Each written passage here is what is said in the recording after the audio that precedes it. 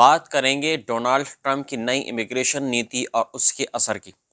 Trump प्रशासन ने बड़े पैमाने पर अवैध प्रवासियों को देश से निकालने के आदेश दिए हैं, लेकिन इस मुहिम में अमेरिकी नागरिकों को भी टारगेट किया जा रहा है। नवाजो नेशन के नागरिकों से लेकर अमेरिकी सेना के दिग्गजों तक कई लोगों को इमिग्रेशन एजेंसियों द्वारा हिरासत में लिया गया है, जबकि वे खुद अमेरिकी नागरिक हैं। इस नीति से नस्लीय भेदभाव और गलत पहचान के मामले बढ़ते जा रहे हैं। क्या ये नीति कानूनी है?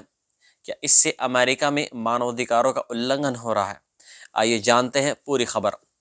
डोनाल्ड ट्रंप ने अपने चुनावी वादे को पूरा करने के लिए देश भर में बड़े पैमाने पर इमिग्रेशन ऑपरेशन शुरू कर दिया है, लेकिन इस कार्रवाई में नस्लीय भेदभाव के आरोप लग रहे हैं।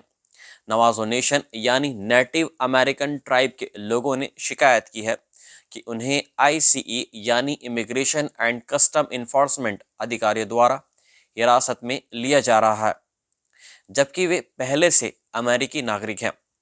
नवाजो नेशन के राष्ट्रपति बू नाइग्रेन ने रेडियो पर इस बारे में लोगों को आग्रह किया और कहा कि उनके समुदाय को नकारात्मक और आक्रामक जांच का सामना करना पड़ रहा है।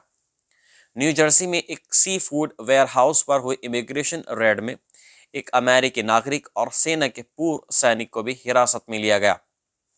न्यूयॉर्क के मेयर रास बराका ने इस घटना की निंदा की है और कहा कि सेना के दिग्गज को अपनी नागरिकता साबित करने के लिए मजबूर किया गया है, जो शर्मनाक है। ट्रंप प्रशासन ने स्थानीय पुलिस और विभिन्न सरकारी एजेंसियों को अवैध प्रवासियों की पहचान और गिरफ्तारी में सहयोग करने का आदेश दिया है, लेकिन ये नीति अब उन लोगों को भी प्रभावित कर रही है जो अमेरिका के वैध नागरिक हैं। आईसीई ने कहा कि वे कभी कभी अमेरिकी नागरिकों से उनकी पहचान प्रमाणित करने के लिए दस्तावेज मांग सकते हैं, लेकिन कई रिपोर्ट्स में सामने आया है कि अमेरिकी नागरिकों को उनकी त्वचा के रंग और मूल जातीयता के आधार पर हिरासत में लिया जा रहा है।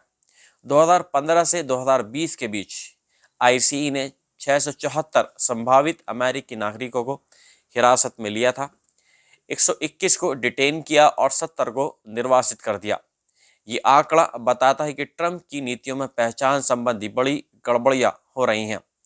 ट्रंप प्रशासन ने लेकिन रिले एक्ट नाम के एक नए कानून को पास करने की तैयारी कर ली है, जिसके तहत अवैध प्रवासियों को सिर्फ चोरी या किसी गैर हिंसक अपराध के आरोप में भी गिरफ्तार किया जा सकेगा।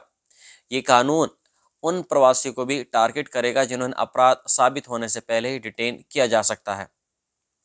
आलोचकों का कहना है कि इससे नस्लीय पहचान की गलतियां और बढ़ेंगी और निर्देश लोगों को भी गलत तरीके से टारगेट किया जाएगा। ट्रंप ने अपने भाषणों में 1950 के दशक में की गई ऑपरेशन वेट बैक की तुलना की है, जिसमें हजारों अमेरिकी नागरिकों को भी जबरन निर्वासित कर दिया गया था। क्या ट्रंप अपने दूसरे कार्यकाल में भी इससे भी बड़े स्तर पर निष्कासन की योजना बना रहे हैं? क्या ट्रंप प्रशासन इस नीति को और कठोर बनाएंगे? क्या अमेरिकी नागरिकों को भी इमिग्रेशन अधिकारियों के भेदभाव का शिकार होना पड़ेगा? कि ये नीति नस्लीय भेदभाव को और बढ़ावा देगी? ये तो वक्त ही बताएगा। मिलता हूं मैं आपसे अगली वीडियो में। जय हिंद।